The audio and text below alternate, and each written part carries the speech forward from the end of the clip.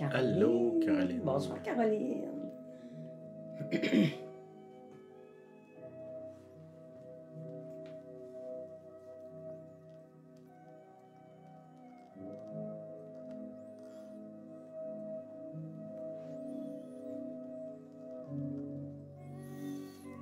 Denis, Nathalie. Allô, les Céline. amis. Céline. Bonsoir, Liliane. Liliane.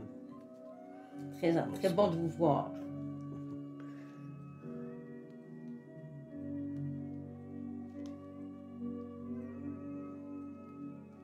François. Salut François. Paul, you. Allô, Cathy. Cathy, Étienne. Bonsoir.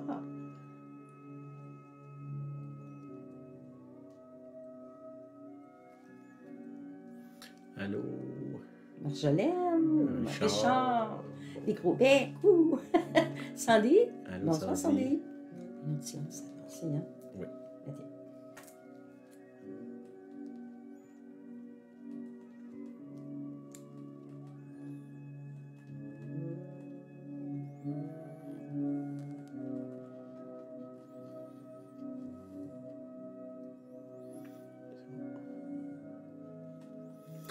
Allô, Marcel. Bonsoir, Marcel.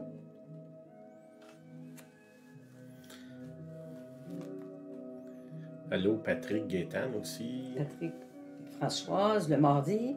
Et nos amis de la France pour le mardi. Bonjour, bonsoir.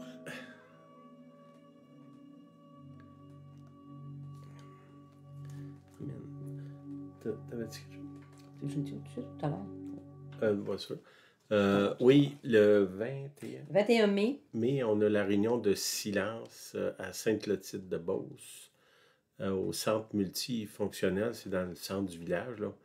Le village, il y a une rue, là. Vous ne devriez pas passer au côté. C'est l'ancienne église catholique, là, dans le sous-sol. La réunion commence à 2 heures. C'est une réunion de silence. Fait qu'essayez d'arriver avant 2 heures. Ça va aider au silence. Pas besoin d'inscription, là, vu que le confinement et tout ça, c'est fini. OK. Ah oui, on a aussi avec Mario Cyr le 10 juin, la fin de semaine, au Camp de l'Arche, on a une réunion. Ranimer les dons. Si ça vous intéresse, là, vous fouillez dans la page Najo Facebook. Là, vous allez trouver l'inscription. Il y a un email, il faut vous inscrire parce que il y a des repas à faire et ils veulent savoir le nombre de personnes. Là. Que, si ça vous intéresse, vous irez voir ça. OK. On est encore dans un peu la même lignée là, de ce que j'ai parlé dernièrement. On a parlé du moi, de nous, de l'autre, le lien entre tout ça, là, par rapport à nous, par rapport à... je pense que, dans le fond, le Seigneur veut nous amener ailleurs dans notre expérience chrétienne. Il y a des choses qu'on doit reviser, il y a des choses qu'on doit peut-être éliminer, faire du ménage. Puis, cette semaine, je veux parler un peu, rechercher la simplicité, là, c'est mon titre. Je pense qu'il y a un lien avec tout ça. Là. Quand on complique trop les choses, on perd le contact avec les autres. Ça, on le voit constamment. Puis aussi, ce qui se passe actuellement dans le monde, là, il y a des données qui n'étaient pas là, il y a même quelques mois, qui sont en train de s'accumuler, s'empiler même, là, qui changent la donne à peu près tous les domaines de notre vie, là. Je veux parler de ça parce que des conversations que j'ai eues depuis quelques jours avec plusieurs personnes, puis je vais essayer de voir c'est quoi la perspective biblique de ça là, par rapport au Seigneur. Okay, je veux commencer dans Hébreux 12, autour du verset 26, là, il y a une partie du texte, là, dans le fond, ce que ça dit, c'est tout ce qui peut être ébranlé va être ébranlé. Okay. Le mot « tout », ça l'inclut tout. Hein? Ça veut dire tout ce qui n'est pas solidement ancré, ça va être ébranlé. Bon, puis là, on pourrait dire, dans ce monde-là, la seule chose ou la seule personne qui est solidement ancrée, c'est Jésus-Christ, le Saint-Esprit, le Père. Tout le reste, ça peut être ébranlé, quelle que soit la place ou l'élément que c'est. Là. Tout ça va être ébranlé, c'est une promesse du Seigneur. Puis cette promesse-là est là à plusieurs endroits dans les Écritures. C'est qu'on ne peut pas dire moi, ça ne m'arrivera pas. Et c'est clair aussi dans l'Ancien Testament qui dit que quand les Juifs ont été déportés à Babylone, le Seigneur il dit prie pour que ça y aille bien à Babylone parce que t'es pris là. Salut Yvon. T'es pris là. Ça fait que, imagine-toi pas parce que t'es chrétien, que tu vis au Canada, que tu ne seras pas touché s'il y a une crise économique. Et c'est pour ça qu'il dit de prier pour ceux qui dirigent, prier pour que ça n'arrive pas en hiver. Une place qui dit que Jésus dit, là, prier finalement pour être averti, pour savoir quoi faire. Okay? Beaucoup de nos certitudes sont ébranlées. Puis là, ben, on réagit différemment. Quand les choses sont ébranlées, bon, il y a plusieurs chrétiens qui vivent dans le déni, qui veulent, dans le fond, se convaincre qu'il ne se passe rien. Oui, il se passe quelque chose, là. C'est une crise comme on a vécu avant, des crises, là, mais plusieurs là, de nous autres, ça fait quand même un bout là, qu'on n'a pas vécu une crise de l'amplitude de ce qui est déjà commencé puis qui va s'amplifier. Puis là, ben, on peut dire, ben, qu'est-ce qu'on fait avec ça? C'est quoi je fais de ma vie finalement? Là? Puis, c'est comme je vous dis, là, il y a des gens qui vivent dans le déni, d'autres qui vivent dans la panique. Là. Ni un de ces deux options-là sont bonnes, ne sont pas non plus basées sur les Écritures. Le fait que si je commence à dire, ben ça n'arrive pas, ça n'arrive pas, ça n'arrive pas, ça n'empêchera pas d'arriver. Okay? Puis si, de l'autre côté, si je vis dans la peur et la terreur, ben je peux pas... c'est ça. Yvon vient de le mettre là, sur prier pour pas que ça arrive en hiver, mais surtout quand tu vis au Canada. Hein. Si tu vis en Floride, c'est moins pire, on pourrait dire. Mais, OK. Puis là, on voit il y a le coût de l'essence là, qui est en train d'exploser. Puis ça semble pas avoir de répit beaucoup. Ça joue. Cette semaine, j'ai rencontré un monsieur qui vit dans mon village, puis il travaille, je sais pas moi, 30-40 km d'ici, là. Puis il m'a dit qu'il a lâché son emploi là-bas pour trouver un emploi ici parce que le coût du gaz, de l'essence était en train dans le fond, de plus justifier le fait de travailler là-bas. Ça fait que ça, c'est une personne à qui j'ai parlé. D'autres, c'est le coût de l'épicerie.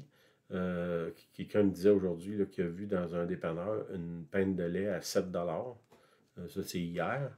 Bon, c'est pas quelque chose que souvent, moi, je regarde le prix du lait, là, comme on achète puis on ne regarde pas, mais c'est sûr que si tu as plusieurs enfants, ça change la donne. Là.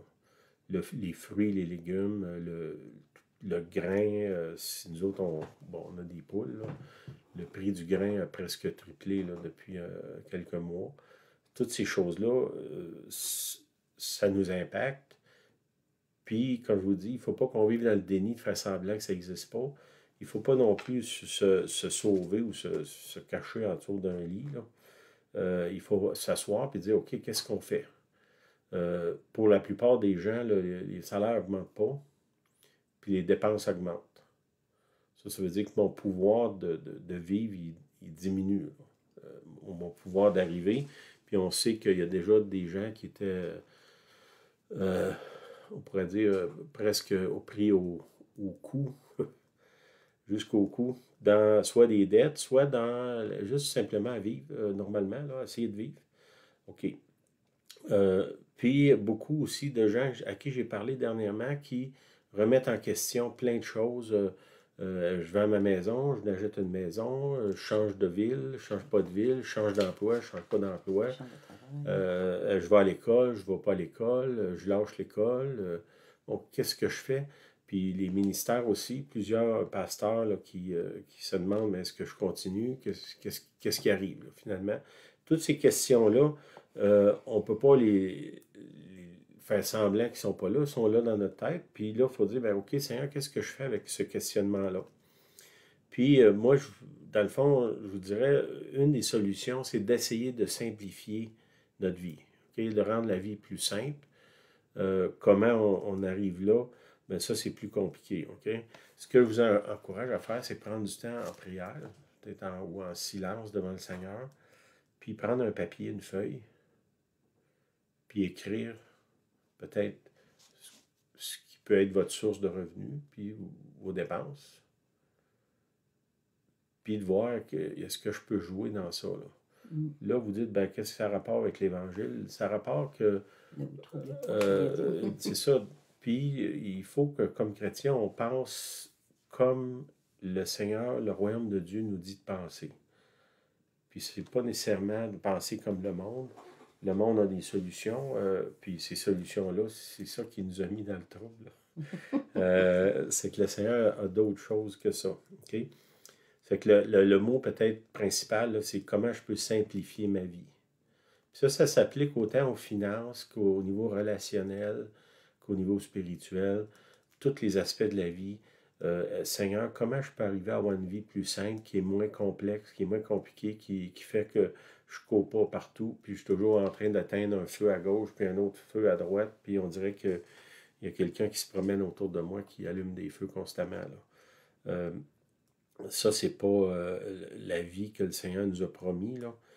C'est peut-être la vie que notre système économique puis social nous a promis. Puis là, on arrive à maturité dans ça, puis on se rend compte que ça ne marche pas, là. Ça fait que, OK. Dans la prière, faire un bilan de ma vie. Puis ça peut être, comme je vous dis, pas juste financier, là. Financier, oui, parce que partie de la crise, là, est financière. Puis ça, comme je vous l'ai dit, on ne peut pas échapper à ça. Les gens, là, ils courent les rabais dans les épiceries, puis il y a des choses qu'ils achetaient, ils n'achètent plus, puis bon, ça peut être au niveau humain aussi. C'est important, ça fait plusieurs semaines que je vous parle de ça, de créer, de s'impliquer dans un réseau. Un réseau de gens qui, autant que possible, pensent semblable à moi, là.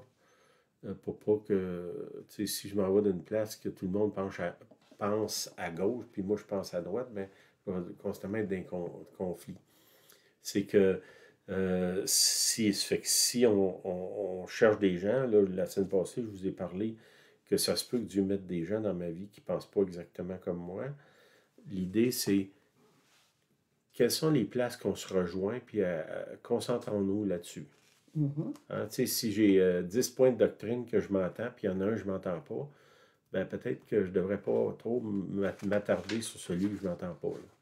Puis ça peut être vrai aussi au niveau politique. Moi, je pense qu'un tel est meilleur qu'un tel autre, mais peut-être que ce n'est pas le cas non plus, là. C'est que ça aussi, de ne pas embarquer dans ces débats-là inutiles. Recherchons les places où est-ce qu'on est unis. Autour de l'amour de Dieu, de sa grâce, ça, c'est des choses sur lesquelles on peut être unis. Les autres choses, je peux prier pour, si je pense que j'ai vraiment absolument raison, ce qui est possible, là, bien, que je prie pour les autres, que Dieu les éclaire. Si Dieu était capable de m'éclairer, moi, là, qui était profondément dans les ténèbres, il peut le faire pour les autres. Puis c'est pas nécessairement à moi de corriger la vie de tout le monde. Ça, c'est plutôt ce que je comprends là, des Écritures. Ça semble être le travail du Saint-Esprit. Bon, ça fait que laissons le Saint-Esprit faire son travail, puis je pense qu'on peut être d'accord sur une chose, c'est qu'il est mieux équipé que nous pour arranger la vie des autres. Hein? Si vous êtes comme moi, là, j'ai de la misère à arranger ma propre vie. Je ne suis pas équipé pour arranger celle-là des autres. Ça ne veut pas dire qu'on ne peut pas donner de conseils, puis rien, mais ce que je veux dire, c'est pas à nous de dire aux autres comment vivre. Okay, on peut prendre les principes de la Bible et tout ça, là, mais je parle là, de contrôle ici. Là. OK. Prenez un papier, écrivez. Puis si vous ne savez pas quoi écrire, faites 2 colonnes. Pour dire les revenus, ce qui est positif. Puis de l'autre bord, si on parle des finances, les dépenses, quelqu'un me disait aujourd'hui qu'il est allé à Québec juste acheter un sandwich. Ça a coûté 17 $, un sandwich. Puis peut-être que la personne qui vend le sandwich à 17 $ est déjà en difficulté financière, elle n'a même pas le choix de le vendre à ce prix-là, mais moi, comme individu, il faut que je réfléchisse, dire combien de sandwichs à 17 j'ai les moyens de payer par semaine. OK. Selon mes revenus. Si je gagne 300 000 par année, ça ne fait peut-être aucune différence. Si j'en gagne 40, ça en fait une.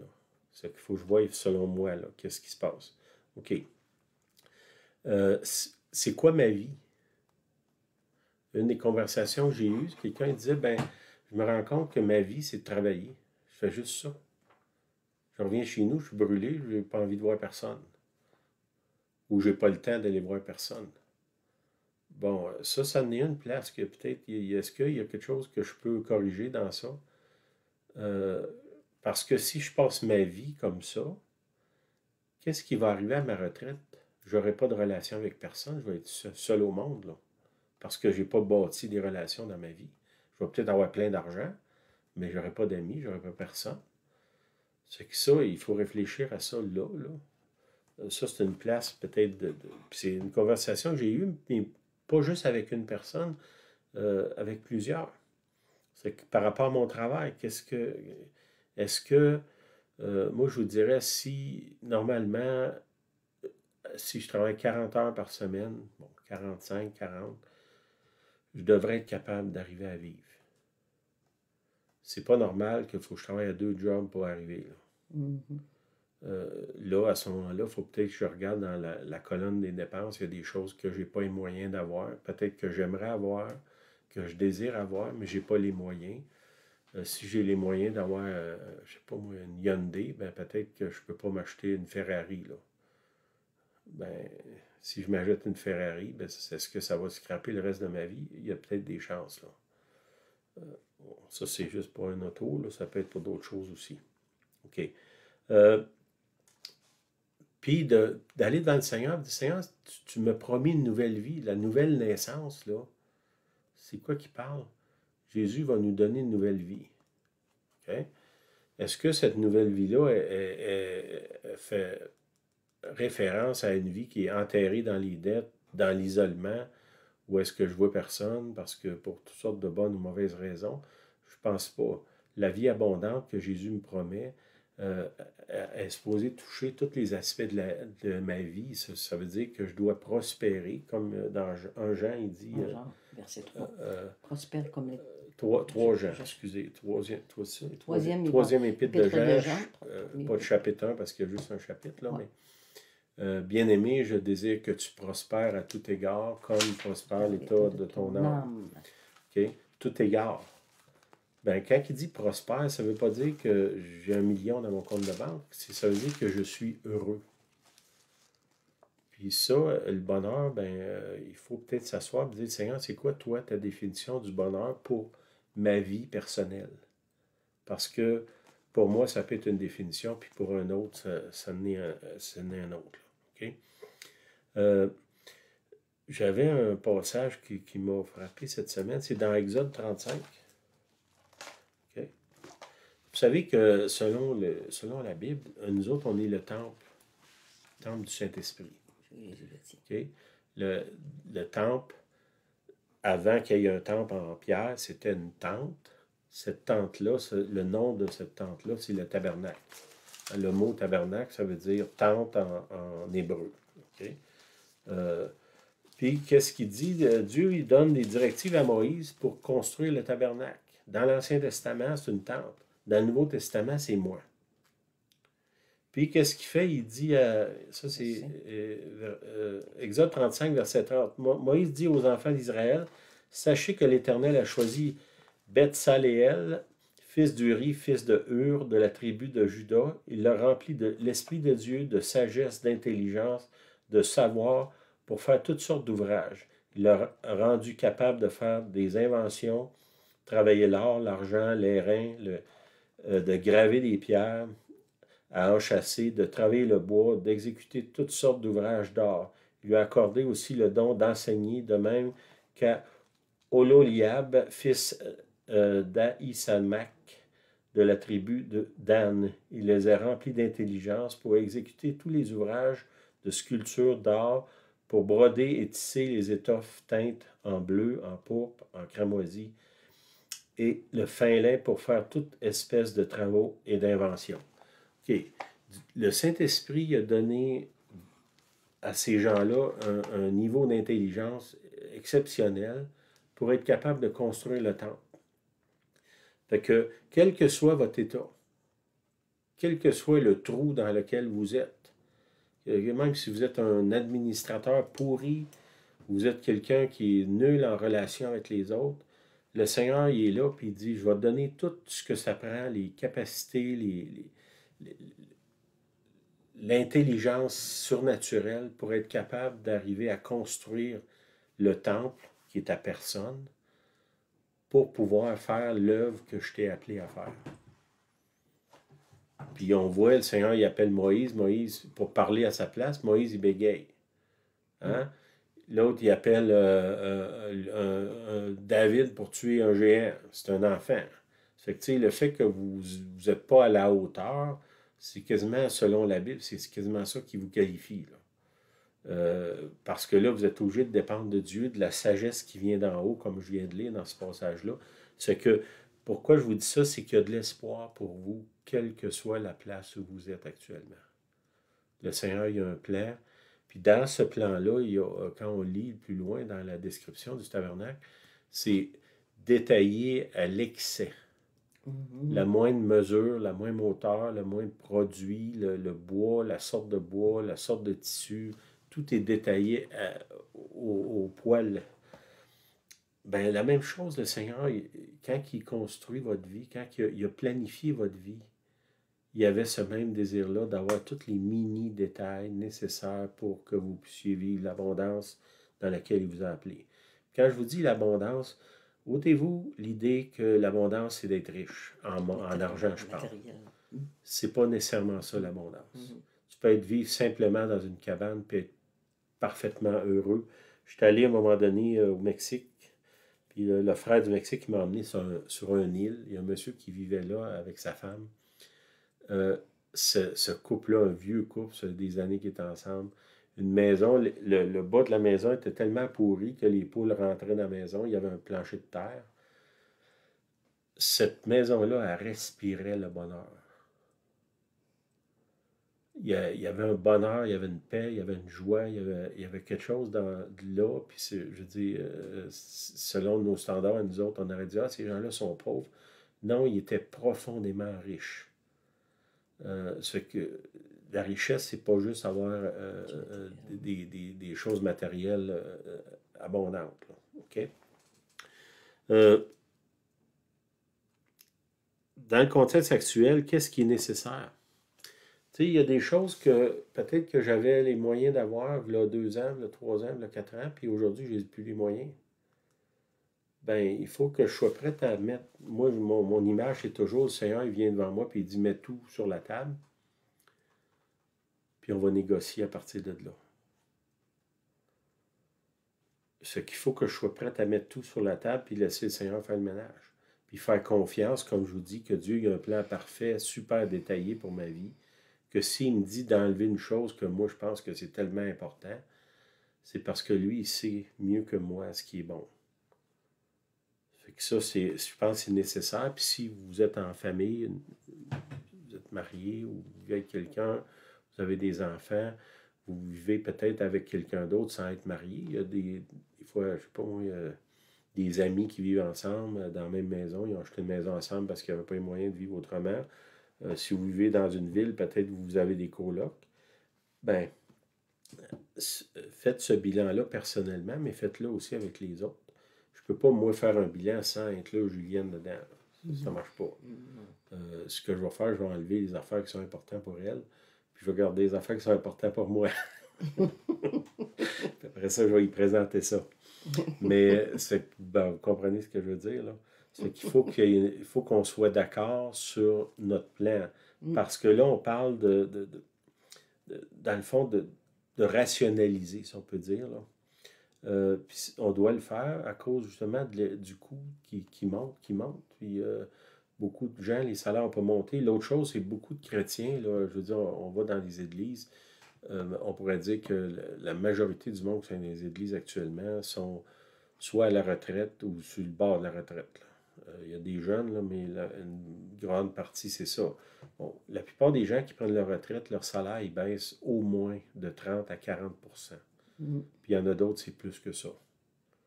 Bon, si mon salaire baisse ou mon revenu baisse de 40 puis je continue à vivre comme si j'avais 100 je m'en vais dans un mur. Oui, une faillite ou de dilapider des actifs. Fait qu'il faut que je réfléchisse à dire ben, comment on fait pour diminuer notre façon de vivre, pour arriver à avoir une vie de bonheur que le Seigneur nous a promis. Mhm. Puis si je vis au-dessus de mes moyens, peut-être que je peux faire 1 an ou 2, mais des fois, les gens, ils se retrouvent, puis là, ils ont rempli leur carte de crédit, puis de la deuxième carte, puis des fois, ils ont eu une troisième, puis il y en a qui ont des marges de crédit. Puis là, ben, les intérêts montent, des marges de crédit ou des taux d'intérêt à 20 ça devient quasiment impossible à payer. C'est qu'il faut réfléchir à ça. Je vous encourage à vous asseoir, puis qu'est-ce qu'on peut couper, qu'est-ce qu'on n'a plus les moyens de faire. Puis d'être diligent de le faire. C'est quoi tu disais, la phrase que tu as eue? Ah, c'est la phrase de vendredi matin, j'avais une rencontre. La phrase que j'ai écrite, je vous la lis.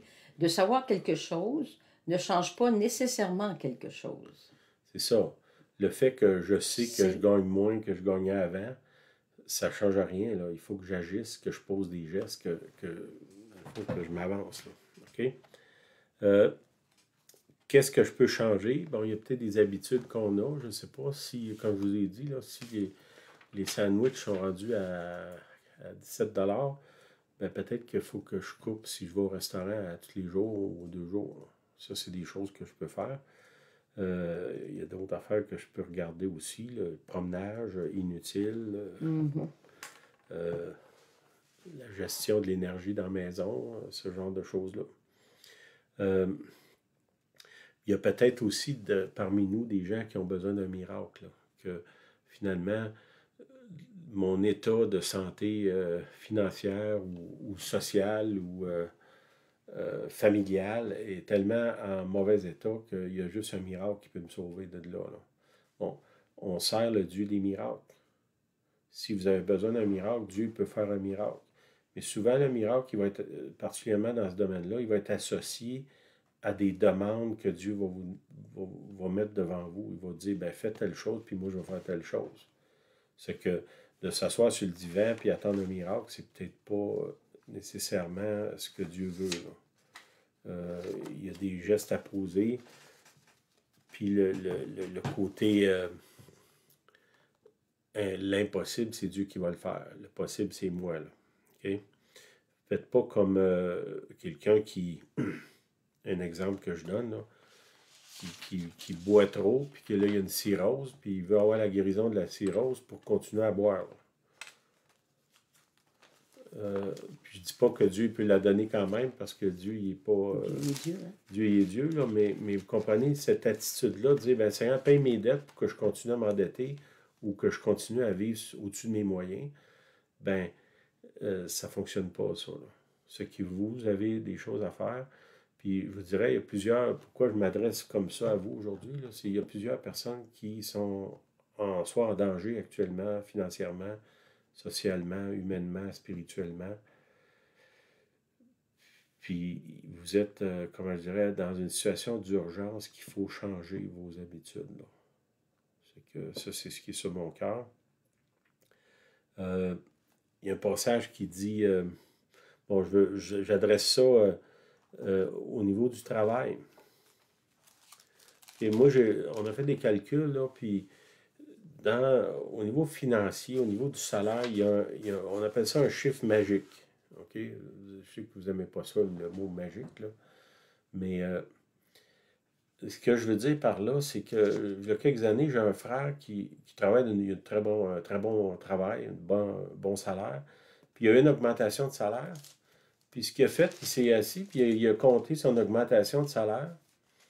Puis cette augmentation de salaire faisait qu'il changeait de braquette d'impôt. Les impôts, vous savez, mettons, si je gagne 30 000, je paye 20 % d'impôts. Puis si j'en gagne 60 000, j'en paye 35 ou 40. Là, il y a des chiffres comme ça. Puis lui, son premier salaire était sur le bord, en bas de la ligne où est-ce que ça change. Puis il s'est rendu compte qu'en changeant de salaire, il en restait moins. Ce qui était voir son patron, puis il a refusé l'augmentation. Parce que pour lui, ça changeait, ça le pénalisait d'avoir une augmentation de salaire. Bon, ça veut dire, quand je parle du chiffre magique, si vous n'êtes pas bon dans les chiffres, allez voir des comptables ou des gens qui connaissent un peu plus les salaires que vous, puis informez-vous. Ça vaut-tu la peine de gagner plus, qu'il m'en reste moins? Faire plus d'heures pour qu'il me reste moins d'argent? Est-ce que c'est justifié? Ben moi, selon moi, c'est non, là. Mais il faut que j'aille voir, il faut que je m'informe, il faut que je vérifie, là. Ça, c'est des choses à voir. Mettons quelqu'un qui a des enfants puis qui gagne un tel salaire, puis s'il gagne 1 000 $ de plus, il perd les allocations qui donnent 12 000 $ par année, ben c'est pas justifié, là. C'est que ça, faites vos devoirs. C'est des choses importantes. Tu sais, que ça dit quel est l'économe fidèle. On parle de l'économe fidèle. C'est biblique, ça, là, de regarder ces choses-là. Dieu dit, parce que tu es un bon économe, je vais te confier plus de choses. Ben, faites-le. Ça, c'est des choses importantes. Le coût du travail, ça a un coût, le travail. Tu sais, si je parlais avec des gens encore dernièrement qui disaient, ben, tu sais, j'ai gagné beaucoup. Un exemple qui a changé ma vie, là, il y a plusieurs années, je vendais de l'assurance. Puis j'étais allé chez un client, un monsieur très à l'aise, qui avait travaillé vraiment de façon excessive. Puis il était rendu peut-être dans la soixantaine, mon âge, là, finalement. Moi, dans ce temps-là, j'étais dans la vingtaine. Ouais, des jeunes enfants. J'avais des jeunes enfants, Julien était à la maison, elle enseignait. Puis ce monsieur-là, il s'est assis avec moi, puis il m'a dit, tu sais, il dit, puis je veux dire, il était à l'aise, là, il y avait un piano à queue dans le salon. Puis il m'a dit, tu sais, il dit, moi, regarde tout ce que j'ai accumulé, là, puis j'ai négligé ma famille. Puis toi, t'es jeune, là, fais pas cette erreur-là. Ça a resté dans moi. Merci Seigneur, j'ai pas eu besoin de le faire pour l'apprendre. J'ai appris de lui, là. Puis ça a fait qu'au cours des années, j'ai refusé des emplois qui étaient très rémunérateurs, mais qui auraient mangé du temps de façon dangereuse par rapport à ma relation avec Julienne. Puis avec les enfants aussi, là. Puis aujourd'hui, je me retrouve, puis je ne suis pas plus en mauvais état là, financier que même si j'aurais gagné le double ou le triple. J'aurais probablement fait comme la plupart du monde, acheter des choses inutiles, puis me retrouver avec rien de plus à la fin, là. Ça, c'est des choses importantes. C'est quoi le coût du travail? Tu sais, quelqu'un disait, tu sais, si ton patron il te donne 200 000 par année, là, ben, il te demande d'être marié avec lui, là. Puis je ne dis pas que vous ne devez pas le faire, mais mesurer, compter le coût de ça. Il y a un coût humain à ce genre de job-là. Puis est-ce que c'est justifié? Pas sûr. OK? OK. Dans Matthieu 6, ne vous inquiétez donc point et ne dites pas que mangerons-nous, que boirons-nous, de quoi serons-nous vêtus, car toutes ces choses, ce sont les païens qui les recherchent. Votre Père céleste sait que vous en avez besoin. Cherchez premièrement le royaume et la justice de Dieu, et toutes ces choses vous seront données par-dessus. Ne vous inquiétez donc pas du lendemain, car le lendemain aura soin de lui-même. Chaque jour suffit sa peine. Okay? Ici, quand il dit « ne vous inquiétez pas de ce que vous allez manger, inquiétez-vous pas », finalement, c'est ça qu'il dit. Il ne dit pas de ne pas être prévenant. OK? Il y a des gens qui prennent ce passage-là pour dire, ben, j'ai pas besoin de m'occuper de rien, Dieu va prendre soin de moi. On parle de préparation aussi. On parle, c'est ça, de préparation, de lire les signes des temps. Il y a une autre place qui dit, tu es capable de lire, tu peux dire, ah, ben, le ciel est rouge, il va faire beau demain, mais es-tu capable de lire les signes des temps? Si on rentre dans une période de récession, ça va changer mes finances. Ça ne veut pas dire que je n'ai pas la foi si je m'assieds, je fais des calculs, puis je compte, puis je fais un bilan. Là. Ça, c'est la sagesse, c'est l'économe, le sage économe qui gère ce que Dieu lui a donné. Là. C'est sûr que si je vis dans l'inquiétude, je dois prier, Seigneur, débarrasse-moi de l'inquiétude, parce que l'inquiétude, ça te fait poser des mauvais gestes. Comme l'insouciance te fait poser, ben, pas des gestes, parce que là, tu fais rien. Là. Mais la sagesse, c'est comme entre les deux. De voir ce qui s'en vient, de se préparer, de réfléchir, de parler, d'enquêter, de faire des recherches, poser des gestes pour faire face à ce qui s'en vient. C'est que un ne va pas sans l'autre. Les gens qui disent « Ah, Dieu va pourvoir pour mes besoins. » Oui, Dieu a pourvu, m'a donné un peu comme, comment il s'appelle le monsieur dans Exode, il s'appelle Bethsaléem. Dieu a donné une sagesse, une capacité extraordinaire pour accomplir des choses. Ça vient de Dieu. Les talents que vous avez, vous êtes habile, je sais pas moi, manuellement, vous êtes habile intellectuellement, vous êtes bon dans les chiffres, vous êtes bon dans les arts. Ça, c'est un don qui vient de Dieu. Mais ce don-là, il vous l'a donné pour que vous le faites prospérer. C'est pas je vais m'asseoir et que Dieu va m'amener à manger devant moi. Là. Je sais qu'il peut le faire, mais Dieu fait ça quand il n'y a plus aucune autre ressource. Les ressources que Dieu m'a données pour gagner ma vie, ben ça, je dois être reconnaissant pour ça, là, les capacités que j'ai. Puis il faut que je les fasse fructifier. Là. Tu sais, ça va être la parabole des talents. Si Dieu m'a donné un talent, le mot talent, dans la Bible, ça parle d'une pièce de monnaie, là, mais nous autres, nos talents, c'est la même chose. Là. Ben, c'est pour les faire fructifier. Là. Ça fait que ça, un annule pas l'autre. OK? La question du logement aussi. On sait que le prix des maisons est rendu comme hors d'atteinte presque. Là. Un mot qui m'est venu, puis je vais vous le soumettre, puis vous prierez là-dessus. Là. Est-ce qu'on est rendu ou est-ce qu'on doit réfléchir comme dans plusieurs pays? Ou est-ce qu'il y a des gens qui sont en colocation, qui n'ont pas les moyens d'être une seule personne d'un loyer, qui doit avoir quelqu'un d'autre avec eux autres? Peut-être qu'il y a plusieurs personnes dernièrement, j'ai remarqué, qui ont un logement, qui prennent un colocataire ou une colocatrice là, pour arriver finalement. Si vous avez une maison, peut-être de réfléchir à ça. Si, mettons, on vieillit, ben peut-être d'avoir des gens plus jeunes dans la maison, surtout quand on a des grandes maisons, qui peuvent juste nous aider, là, d'une manière. OK, le transport, la même chose. Il y a peut-être des stratégies de transport qu'on peut changer. La nourriture, j'ai remarqué, beaucoup de gens, ils gaspillent. Ils achètent de la nourriture, puis ils en jettent une partie. Ben juste là, je peux aller chercher beaucoup, sauver beaucoup d'argent. Là. C'est que soyez conséquent quand vous achetez, de ne pas acheter des quantités que vous ne pouvez pas manger, que vous êtes obligé de jeter. Là.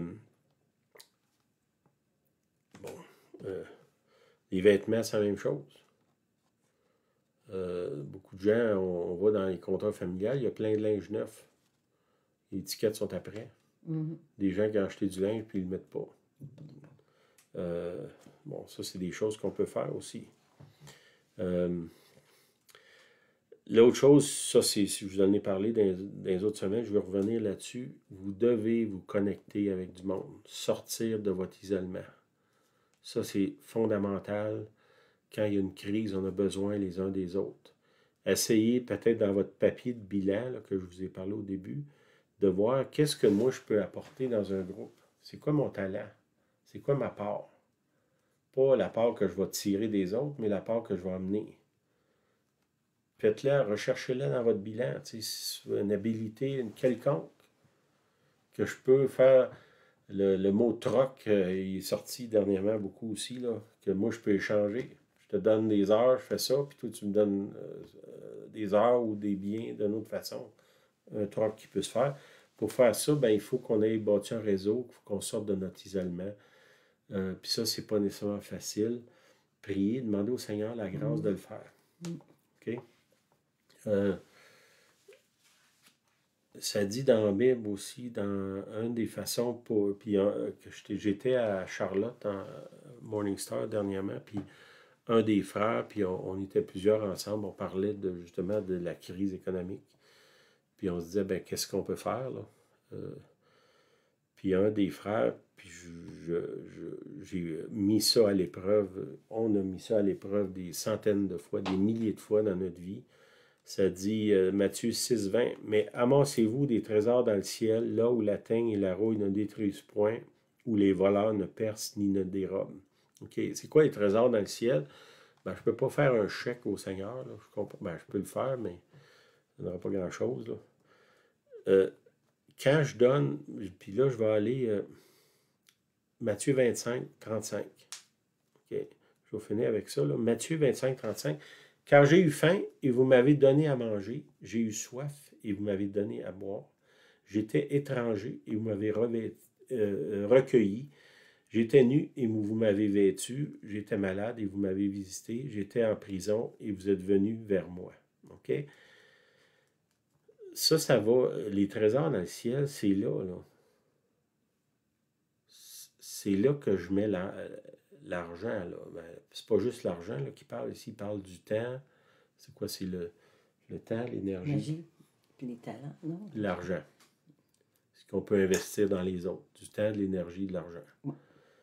Les gens, pour manger, ben là, ça prend de l'argent. Vous m'avez recueilli, ça ne prend pas nécessairement de l'argent, de recueillir quelqu'un, ça prend du temps. J'étais nu, vous m'avez vêtu. Je peux donner ce que j'ai. J'étais malade, vous m'avez visité. J'étais en prison, vous êtes venu vers moi. OK? Là, il continue au verset 40. Ça, c'est Matthieu 25, 35 que je viens de lire. Verset 40, le plus bas, il dit, « Le roi leur répondit, « Je vous le dis en vérité, toutes les fois que vous avez fait ces choses à l'un de ces petits de mes frères, c'est à moi que vous l'avez fait. » Quand il parle d'amasser des trésors dans le ciel, c'est ces gestes-là qu'on pose. Puis au verset 45, 45-46, il leur répondit, « Je vous le dis en vérité, toutes les fois que vous n'avez pas fait ces choses à l'un de ces plus petits, c'est à moi que vous ne l'avez pas fait, et ceux-ci iront au châtiment éternel, mais les justes à la vie éternelle. » Il est quand même sévère là. Là, qu'est-ce qu'il dit? C'est quand même assez intense. Là. Ce qu'il dit, c'est si tu ne fais pas ça, ton accès au ciel est fermé. Là. C'est des choses simples à faire. Oui, on parle de simplicité. Là. Tu sais, donner à manger à quelqu'un un verre d'eau. Même si vous vivez une place que l'eau n'est pas bonne, achetez une bouteille. Là. Mm-hmm. Après ça, recueillir quelqu'un. Mm-hmm. J'étais nu, vous m'avez vêtu. La plupart de nous autres, on a des garde-robes pleins de linge. Là. On peut aider les autres au moins. Là. Sinon, on peut aller en acheter, visiter les malades, les gens qui sont en prison. Prison, là, ça ne veut pas nécessairement dire une prison physique. Là. Ça peut être... cette semaine, on a été bénis. On a emmené quelqu'un... on était avec un groupe et on a conduit une jeune femme au Seigneur qui était dans une prison mentale. Là. Mm-hmm. Puis les gens avec qui on était l'ont recueilli dans le sens ils l'ont reçu. Comme il s'est dit là, ils ont donné de l'eau aussi. Puis ils l'ont traité dans sa maladie, puis dans sa prison, ils l'ont traité. Puis on a été capable de voir son visage s'illuminer. Amen. C'était merveilleux de voir ça. Merveilleux. Ben là, qu'est-ce qui se passe? C'est quand on fait ça, c'est Dieu qui dit, ben là, c'est moi qui t'en dois une. Tu as fait ça à un des petits. Il y a une dette envers nous. Là, Dieu dit, ben là, je t'endette avec toi. Puis ma conclusion de ça, c'est que si je pose ces gestes-là, qui sont des gestes simples, dans un temps de crise, l'extravagance du ciel va être déversée sur moi. Tu sais, le Seigneur, il est extravagant, là. Pensez-y un peu. Je ne sais pas qu'est-ce que vous pensez de vous-même, là. Mais moi, là, quand je pense que Dieu, il a fait mourir son Fils pour moi, là, tu parles d'une extravagance, là. Un amour insondable, incroyable, que Jésus est venu, Puis Dieu a donné son Fils pour moi. Quand je ne le méritais pas, quand je blasphémais son nom, il est mort à ma place. Bon, on voit à quel point Dieu est extravagant, là. Fait que si on fait ça, on pose ces gestes-là, je dirais, puis ça a été la conversation que j'ai eue avec les frères aux États-Unis, c'est que si on veut garder l'accès du ciel, des ressources du ciel envers nous dans un temps de crise, ça c'est le secret pour passer au travers d'une crise. De continuer à être généreux. Écoute, donner de l'eau, là, on ne vit pas dans le désert du Sahara, là, nous autres, de l'eau, il y en a partout. Là. Quand il parle de ça, il parle simplement poser un petit geste de bonté envers les autres. Là. Puis, OK. Ouais, j'avais un autre verset, là, mais ouais, je vais le faire quand même. OK, Colossiens 3.10. J'en reviens là à ce que je viens de dire. Soyez des gens qui déclenchent l'extravagance du ciel sur la terre en posant des gestes anodins. Là. Puis ça va venir sur vous, puis vous ne pourrez pas contenir cette extravagance-là, c'est impossible. Ça va se répandre autour de vous. Dans votre communauté, s'il y a un seul juste, Dieu dit, s'il y a un seul juste dans ce dôme, je ne la détruis pas. S'il y a un seul extravagant dans votre ville, puis c'est vous, est-ce que Dieu va déverser sur la ville au complet? Pourquoi pas? C'est l'extravagance de Dieu qui est comme ça. Mais il faut que nous, on la déclenche, cette extravagance-là, en devenant, je dirais, c'est pas extravagant de donner un verre d'eau, là. Mais mettons, si c'est ça la mesure que le Seigneur me donne, OK, je vais le faire, Seigneur. D'aider les autres, d'être conscient, vous allez au restaurant, donner un pourboire, les gens qui ont besoin, vous êtes d'une ligne, puis quelqu'un a oublié son argent, payé à sa place. Là, vous déclenchez quelque chose dans le ciel, il y a quelque chose qui s'ébranle dans le ciel. Puis c'est comme si, tu sais, il dit, Dieu, il va te donner une mesure qui va déborder, il brasse. Là, quand je déclenche de quoi, ça brasse, puis ça tombe. Ça tombe sur nous, ça tombe sur les gens autour. Mais ça, c'est nous qui déclenchons ça. OK. Revêtir Christ, Colossiens 3.10, je vais finir avec ça. Même si mon message est tout décousu, là, vous allez sûrement appris des brides dans ça. Là. Colossiens 3.10, ayant revêtu l'homme nouveau. C'est qui l'homme nouveau? C'est l'homme qui est extravagant. La femme qui est extravagante. Dans son désir de représenter le royaume. Qui se renouvelle dans la connaissance selon l'image de celui qui l'a créé. C'est quoi l'image de Dieu? L'image de Dieu que moi j'ai, c'est « Car Dieu a tant aimé le monde qu'il a donné ». Il n'y a ici ni juif, ni grec, ni circoncis, ni incirconcis, ni barbare, ni chiite, ni esclave, ni libre, mais Christ est tout en tous. Puis ça, c'est une chose que Tom McDonald m'avait appris. Il m'avait dit, le Seigneur avait dit, je veux que tu traites tout le monde comme si c'était moi qui se présente devant toi. Puis il y avait des histoires d'alcooliques sous, des drogués, des gens qui étaient dans les satanistes qui arrivaient chez eux. Puis il traitait comme le Seigneur. Puis à cause de ça, il a vu l'extravagance de Dieu. C'est que quand on est chrétien, quand on marche dans le royaume, tout le monde est pareil. Là. OK? On les traite égal. Ainsi donc, comme des élus de Dieu, saints et bien-aimés, revêtez-vous d'entrailles de miséricorde.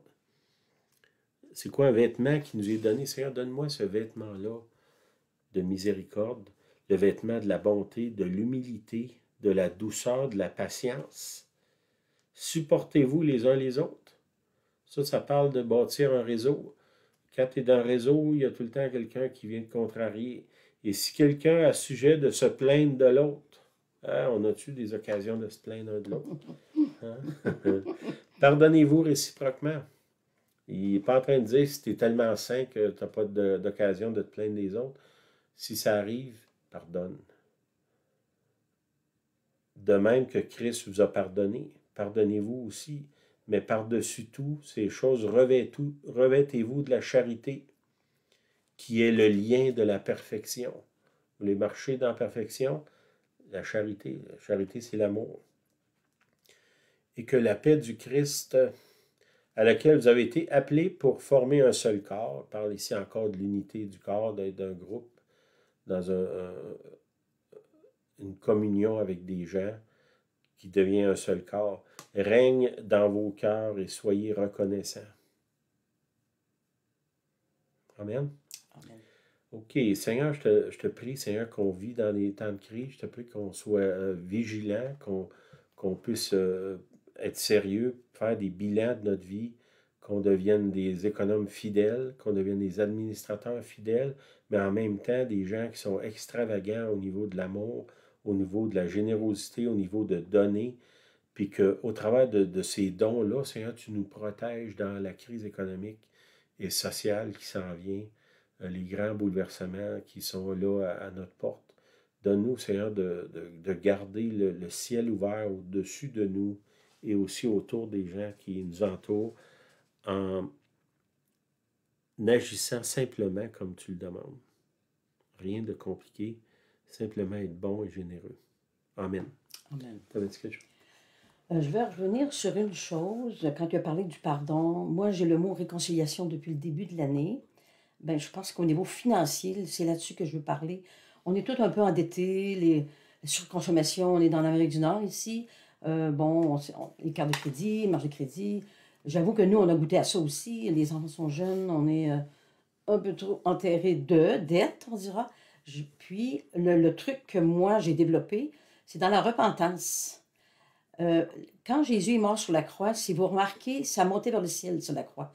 C'est exactement l'alignement avec la pensée de Dieu. Quand on travaille au travers de la croix, on aligne nos pensées avec Jésus-Christ. Mais au travers de la croix, on va aligner nos finances avec Jésus-Christ, avec le ciel. Donc, si vous êtes endetté, comme nous, on l'a été, on ne l'est plus, amen, je remercie le Seigneur, c'est de demander pardon. Parce qu'on s'est laissé embarquer dans le train-train de ce monde, système économique ou autre. C'est un péché. On s'est détourné de l'alignement avec Dieu. La parole 2017, c'est l'alignement. L'alignement, c'est dans la croix.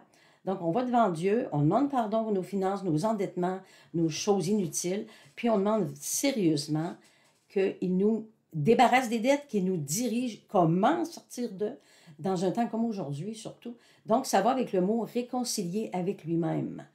De même, vous serez réconcilié avec Dieu dans vos finances. On est réconcilié avec Dieu en Jésus par le salut éternel, mais on est réconcilié avec Dieu aussi dans nos finances. Et c'est un temps critique. Il est grand temps d'aller à la croix, de demander pardon, parce qu'on s'est laissé emporter, puis de revenir en alignement avec Dieu au travers de Jésus-Christ. Amen. Amen. C'est drôle parce que Julien a dit réconcilier, puis c'est le mot qu'il utilise dans les dettes, là, réconciliation de dettes. Amen. Puis la petite image derrière moi, là, on voit, il y a un petit brouillard, là, mais il y a quand même de la lumière au bout. Là. Même si chaque bord, il y a de la forêt, là, puis ça semble être plus ténébreux. Si vous marchez dans le chemin de Dieu, même s'il y a du brouillard, on voit la lumière, il nous conduit, il va nous amener à bon port. Puis les gestes qu'il nous demande de poser, c'est simple. Il faut juste avoir la foi puis le faire. Amen. Puis demander la grâce si on n'est pas capable, peut-être de vous joindre avec quelqu'un. Prie pour moi, j'ai besoin de changer, je dépense trop, je gaspille, je ne sais pas cuisiner, aide-moi. C'est ce genre de choses-là. Le Seigneur va nous aider, puis on va être capable de passer au travers ensemble, puis on va se réjouir de voir l'extravagance du ciel venir vers nous. Amen. Amen. Bien, soyez bénis, bonne semaine, merci d'être là.